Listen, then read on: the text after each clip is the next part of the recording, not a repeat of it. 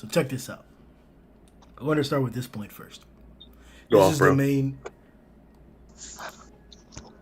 This is the main reason as to why I think it's nonsense. As to why you should completely disregard how nonchalant Prof is about the discussion. How you should completely disregard, or in particular, I'm going to clip what Designated said and what Resurrected agreed with in terms of Sonic and Flashy Flash and Atomic Samurai, where it's based on this simple principle here that I can depict using the most recent of chapters.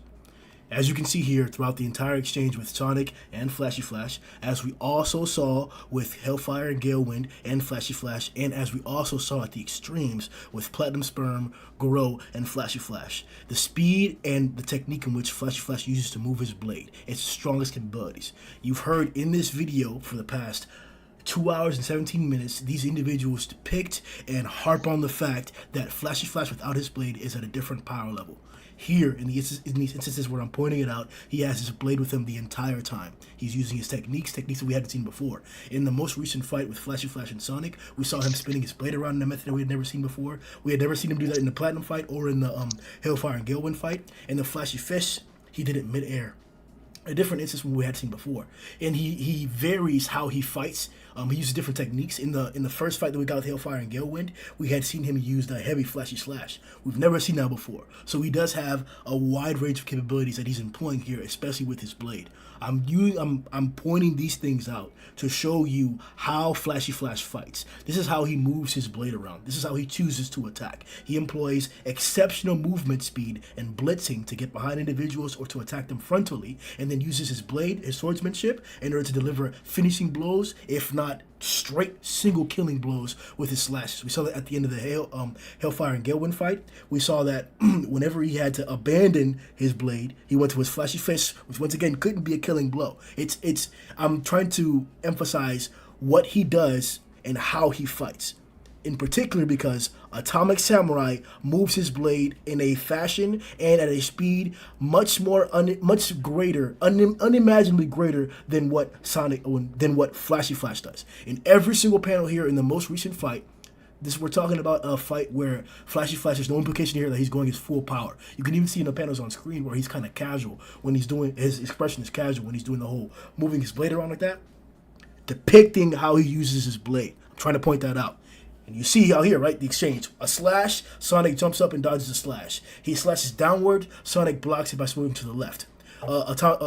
Flashy Flash swipes his blade to the left, Sonic dodges, and then Flashy moves to the left. We can also go to and then you get the clash right here. We can also go to the first fight to depict up against Hellfire and Galewind to depict how Flashy Flash is moving with guys that are actually trying to kill him instead of somebody who's kind of sparring. But give me 1 second here. We'll get right there. I think it's 91 that it happened, right? 1 second.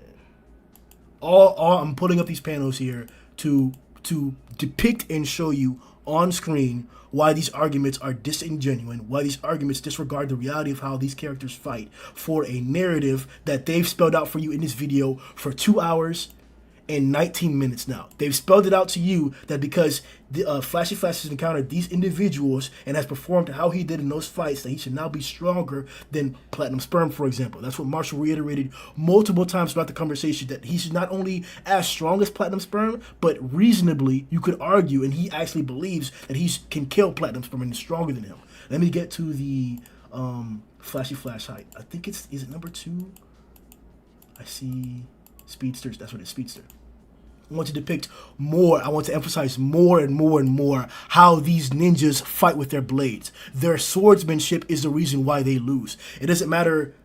I'm not arguing that Atomic Samurai moves or can dodge a Flashy Slash. That's not what I'm talking about. I'm saying that if there was a situation where Atomic Samurai were blitzed with a Flashy Slash, he would be able to react and cut Flashy Flash faster and many more times than Flashy Flash would be able to do anything even before he touched him.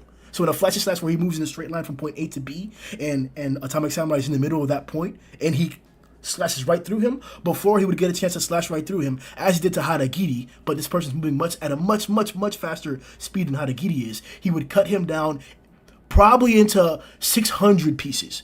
Kind of like the treatment that he gave the Executioner monster.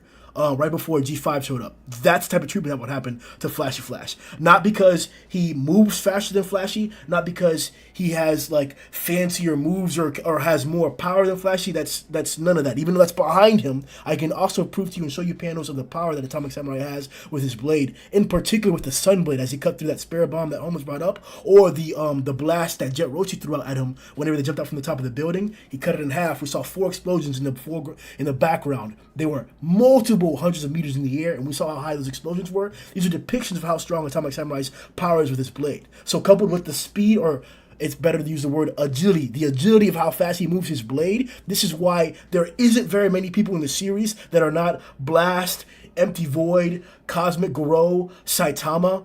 That's probably the only people in the series, period, those 4 people, period, if you want to say God, fine, period, who attack faster than Atomic Samurai. I've often argued that Tatsumaki, because she's a psychic and she's able to employ her power at an instant, at a distance, that default means that she's faster than Atomic. I can yield to that. But Flashy Flash does not, I'll say it like this, the full power boosted up, holy you're gonna die, Flashy Slash from hell is not fast enough to kill Atomic before the Atomic Slash would cut through Flashy. That's why Atomic Samurai beats Flashy Flash.